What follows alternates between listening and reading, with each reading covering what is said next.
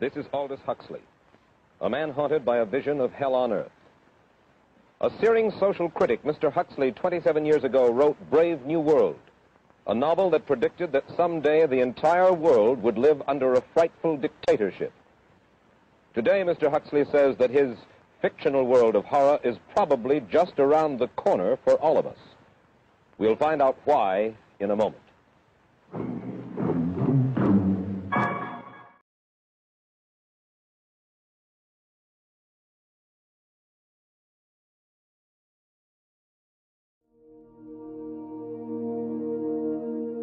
You're about to see an interview with Aldous Huxley that was done on American TV in 1955.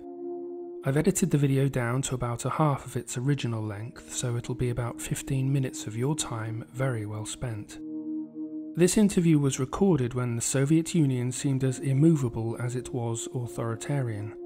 The West's main claim against it was that its superior culture of liberty and prosperity did not require tyranny against its own citizens. When you watch the video, I want you to contrast the political and social climate of that time with that of today, and I'll speak to you again after. Enjoy. Good evening, I'm Mike Wallace. Tonight's guest, Aldous Huxley, is a man of letters, as disturbing as he is distinguished. He's just finished a series of essays called Enemies of Freedom, in which he outlines and defines some of the threats to our freedom in the United States. And Mr. Huxley, right off the bat, let me ask you this. As you see it, who and what are the enemies of freedom here in the United States? Well, I don't think you can say who in the United States. I don't think there are any sinister persons deliberately trying to rob people of their freedom. But I do think, first of all, that there are a number of impersonal forces which are pushing in the direction of less and less freedom. And I also think that there are a number of technological devices which anybody who wishes to use can use to accelerate this process of going away from freedom, of imposing control. Well, what are these forces and these devices, Mr. Huxley? The first of them is not exceedingly important in the United States at the present time, though very important in other countries. This is the force which in general terms can be called overpopulation, the mounting pressure of population pressing upon existing resources. I mean, let's just take a simple fact that between the time of the birth of Christ and the landing of the Mayflower, the population of the Earth doubled. It rose from 250 million to probably 500 million. Today, the population of the Earth is rising at such a rate that it will double in half a century. Well, why should overpopulation work to diminish our freedoms? In the underdeveloped countries, actually the standard of living is at present falling. The people have less to eat and less goods per capita than they had 50 years ago. And as the position of these countries, the economic position, becomes more and more precarious, obviously the central government has to take over more and more responsibility for keeping the ship of state on an even keel. And then, of course, you're likely to get social unrest under such conditions. One sees here a pattern which seems to be pushing very strongly towards a totalitarian regime. And unfortunately, as in all these underdeveloped countries, the only highly organized political party is the Communist Party, it looks rather as though they will be the heirs to this unfortunate process. One has to look at it, of course, from a biological point of view. The whole essence of biological life on Earth is a question of balance, and what we have done is to practice death control in a most intensive manner without balancing this with birth control at the other end. Consequently, the birth rates remain as high as they were, and death rates have fallen substantially. Another force that is diminishing our freedoms. Well, another force which I think is very strongly operative in this country is the force of what may be called over-organization. As technology becomes more and more complicated, it becomes necessary to have more and more elaborate organizations, more hierarchical organizations. And incidentally, the advance of technology has been accompanied by an advance in the science of organization. It's now possible to make organizations on a larger scale than was ever possible before. And so that you have more and more people living their lives out as subordinates in these hierarchical systems controlled by bureaucracies, either the bureaucracies of big business or the bureaucracies of big government. Well, what I feel very strongly is that we mustn't be caught by surprise by our own advancing technology. This has happened again and again in history. Technology has advanced, and this changes social conditions, and suddenly people have found themselves in a situation which they didn't foresee and doing all sorts of things they didn't really want to do. We develop our television, but we don't know how to use it correctly. Is that the point that you're making? Well, at present, the television, I think, is being used quite harmlessly. It's being used, I think, I would feel it's being used too much to distract everybody all the time. But, I mean, imagine, which must be the situation in all communist countries, where the television, where it exists, is always saying the same thing the whole time, is always driving along. It's not creating a wide front of distraction, it's creating a one-pointed drumming in of a single idea all the time. It's obviously an immensely powerful instrument. All technology is in itself morally neutral. These are just powers which can either be used well or ill. It's the same thing with atomic energy. We can either use it to blow ourselves up, or we can use it as a substitute for the coal and the oil which are running out. You've even written about the use of drugs in this light. In this book that you mentioned, this book of mine, Brave New World, I postulated a substance called soma, which was a very versatile drug. It would make people feel happy in small doses. It would make them see visions in medium doses, and it would send them to sleep in large doses. I mean, this is the pharmacological revolution which has taken place, that we have now powerful mind-changing drugs which, physiologically speaking, are almost costless. I mean, they are not like opium or like cocaine, which do change the state of mind, but leave terrible results physiologically and morally. Can you detail for us what life in this brave new world which you fear so much, or what life might be like? Well, to start with, I think this kind of the dictatorship of the future, I think will be very unlike the dictatorships which we've been familiar with in the immediate past. If the dictators will find, as the old saying goes, that you can do everything with bayonets except sit on them. That if you want to preserve your power indefinitely, you have to get the consent of the ruled. And this they will do partly by drugs, as I foresaw in Brave New World, partly by these new techniques of propaganda. They will do it by bypassing the sort of rational side of man and appealing to his subconscious and his deeper emotions, and so making him actually love his slavery. I mean, I think this is the danger, that actually people may be in some ways happy under the new regime, but they will be happy in a situation where they oughtn't to be happy. Do you believe that this brave new world that you talk about could come here to our shores? I think it could. I mean, that's why I feel it's so extremely important here and now to start thinking about these problems, not to let ourselves be taken by surprise by the new advances in technology. I mean, for example, in regard to the use of the drugs, we know there's enough evidence now to foresee the kind of uses which could be made by people of bad will with these things, and to attempt to forestall this. And in the same way, I think with these other methods of propaganda, we can foresee and we can do a good deal to forestall. I mean, after all, the price of freedom is eternal vigilance. Writing about American political campaigns, you say all that is needed is money and a candidate who can be coached to look sincere. Political principles and plans for specific action have come to lose most of their importance. The personality of the candidate, the way he is projected by the advertising experts, are the things that really matter.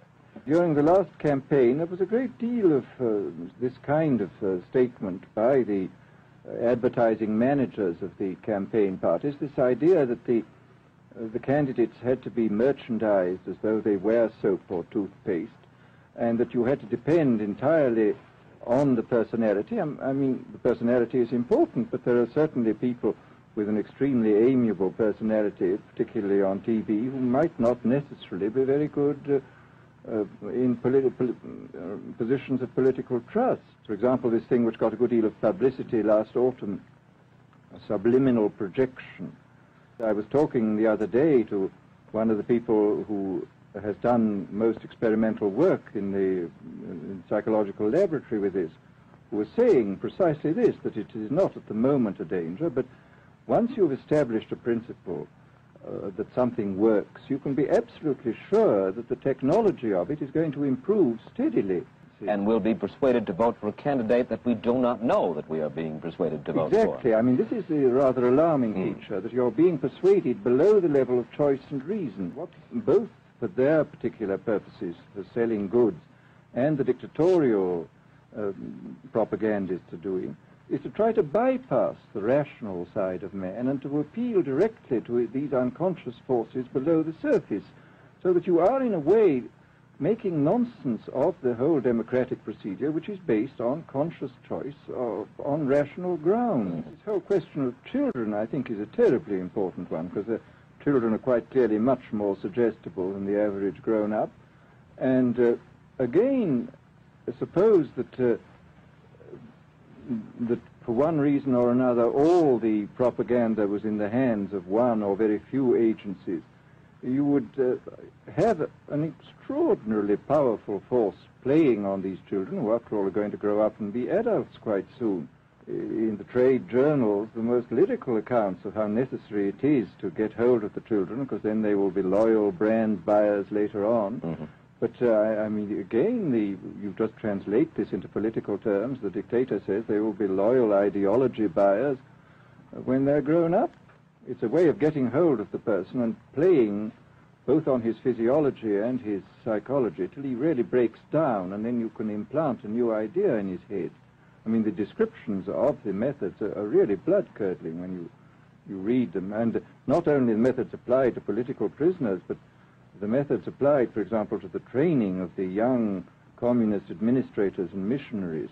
They receive an incredibly tough kind of training, which causes about 25% of them to break down or commit suicide, but produces 75% of completely one-pointed fanatics. These are all instruments for obtaining power, and obviously the passion for power is one of the most moving passions that exist in man, and after all, all democracies are based on the proposition that power is very dangerous, and that it's extremely important not to let any one man or any one small group have too much power for too long a time. After all, what are the British and American constitutions except devices for limiting power?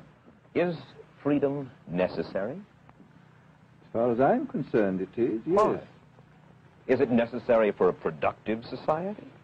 Yes, I should say it is. I mean, a genuinely productive society. I mean, I think you could produce plenty of goods without much freedom, but I think the whole sort of creative life of man is ultimately impossible without a considerable measure of individual freedom. I must say I still believe in democracy. If we can make the best of the creative activities of the people on top, plus those of the people on the bottom, so much the better. Mr. Huxley, I surely thank you for spending this half hour with us, and I wish you Godspeed, sir. Thank you. Aldous Huxley finds himself these days in a peculiar and disturbing position. A quarter of a century after prophesying an authoritarian state in which people were reduced to ciphers, he can point at Soviet Russia and say, "I told you so." The crucial question, as he sees it now, is whether the so-called free world is shortly going to give Mr. Huxley the further dubious satisfaction of saying the same thing about us. The 1950s are a time to which many nationalists in the West wish they could return. A time when the family, national and social cohesion, gender identity and free speech had yet to come under the assault that we see today. In this interview, however, one can feel a certain apprehension as to what the outcome of the Cold War would be. But, astute as he was, I wonder if Huxley could have ever predicted that, just 60 years later, Russia would be giving safe harbour to Western dissidents and saving the Middle East from the forces of Western-funded Islamic tyranny. And little did we know in the 1990s that the Cold War would be replaced by the nightmare of globalism. Huxley said here that he did not believe that there were people who were purposely acting against the West. He, like most people back then, seemed not to know of globalism as a movement with high-level subversives in every country, using national media and politics to bring down borders, mix peoples, kill national identity, and replace traditional values with materialism and degeneracy. But the radical left's long march through the institutions had already begun. They no longer hide in the shadows today, of course, because they are the establishment now. Huxley's point about the dangers of third world overpopulation resulting in tyranny was essentially correct, but what he did not foresee was where the tyranny would take place. Mass third world immigration, mainly as a result of overpopulation and poverty, though also through globalist policy, has created racially and ethnically divided societies as never before, which has led to the emergence of political correctness and hate crimes, which now mean the words you speak could land you in jail. And so the cycle continues. More Western aid equals more third world mouths to feed, equals more migration, equals less and less room for Europeans to live as Europeans, equals more and more controls to silence dissent. Multiculturalism could hardly have been better designed to kill our national identities and freedoms. Huxley's key point is that technology would be the primary means of control for the tyrants of the future, that is, of our present. He foresaw that control of modern populations would not require the messiness of physical brutality when much cleaner and efficient methods could be used. It is true that technology has enabled a great many freedoms, such as for me to talk to you today at least. But as we become more and more dependent on it, it has become easier than ever for the malign forces in control to exclude us from basic freedoms and services now essential in the modern world. What Huxley called over-organisation is what we know today as the globalist, authoritarian state and corporate bureaucracies that increasingly control our lives. They want to promote their inhuman vision of a world where there is no national, racial or sexual identity, and the censorship of wrongthink to achieve this end has only just begun. Huxley believed the main technology of his time, the television, was being used in the West quite harmlessly for distraction. Perhaps at that time it may have seemed like trivial entertainment. Perhaps at that time it was used in moderation. But I believe that TV is now, more than ever, distracting us in such a way as to create a permanent refuge from reality. The sheer unprecedented quantity of big-budget productions is mind-boggling, and I have met people who do little else than keep track of countless TV series. It's a waste of life, and it's meant to keep us distracted while, in the real world, our societies are falling apart. Of course, it's also being used to change culture and push diversity narratives, feminism and sexual degeneracy. And that's just the TV. Of course, Huxley knew nothing about the double-edged sword that would become the internet. What I'm saying is that the technology cat is out of the bag and it's never going back in. The fight is on to simply use it better than the globalists, as a tool for our empowerment rather than our enslavement. The role of pharmaceutical drugs was central to Huxley's vision of a controlled society.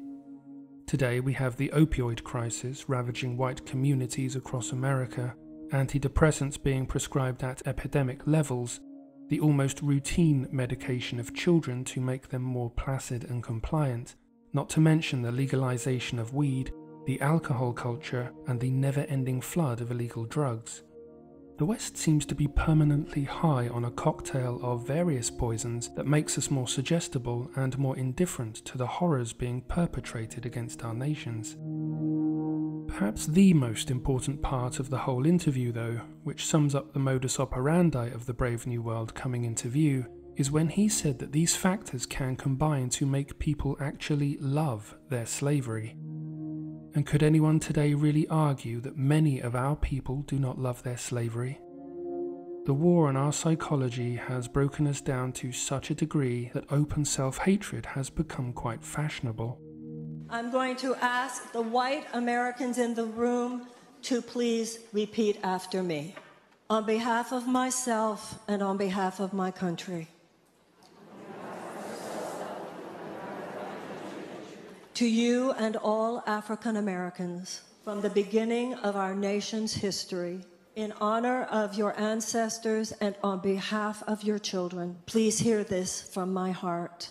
I apologize. Please forgive us. With this prayer, I acknowledge the depth of the evils that have been perpetrated against Black people in America. From slavery to lynchings, to white supremacist laws, to the denial of voting rights, to all the ways, both large and small, all of them evil, all of them wrong, for all the oppression and all of the injustices. I apologize. Please forgive us. Being so lost, many of our people now exist on a diet of junk food, mindless entertainment, self-gratification and vice. Many of us have been so worn down that we do not see what is happening. Combine this with the social cost of going against the globalist orthodoxy, and you have a largely inert population who will accept almost any indignity. All this has rendered what we today call democracy a complete farce. Indeed, it is the system that perpetuates the cycle of decline. Huxley said he still believed in democracy, provided that the interests of all society strata could be protected. But democracy no longer serves the interests of our nations, if it ever did, but rather opens them up to subversion by devious and influential elites. This is what accounts for the rise of personality politics, where everything hinges on presentation over substance, and where every promise is broken even more easily than it was made. It's time to leave behind the lies and liars of the democracy circus. Our people need to organise and do for ourselves. Huxley was asked whether he believed the brave new world could come to the West, to which he said it certainly could, and I hope I have demonstrated here that it certainly has. He said the price of freedom is eternal vigilance, but it is here we have been found wanting. Our guard has been down for far too long. Distracted by the wealth and comfort achieved through capitalism, we have become fat and lazy. We have forgotten who we are. Mike Wallace closes the interview by posing us the question of whether the so-called free world was, like the Soviet Union, about to give Huxley the dubious satisfaction of proving his predictions right. I think if Huxley were able to witness what the West has become today, he would no doubt be watching with a look of anguish on his face. We have to acknowledge that we have all played a role in bringing this about. None of us are without blame in this. None of us are perfect, but we really are past the stage of blame. The question now is where we go from here. Do we allow ourselves to be engulfed and degraded by globalism? Or do we seek to set ourselves apart, take a different path, and forge a new future for our people? Time has come to stop looking to the failed systems that have got us where we are today. The time has come to take our destiny into our own hands and do what we need to do for ourselves. To eat better, live better, and come together to build healthy communities that support and nourish our people. We have a lot to ponder and a lot to do. Until next time, be well.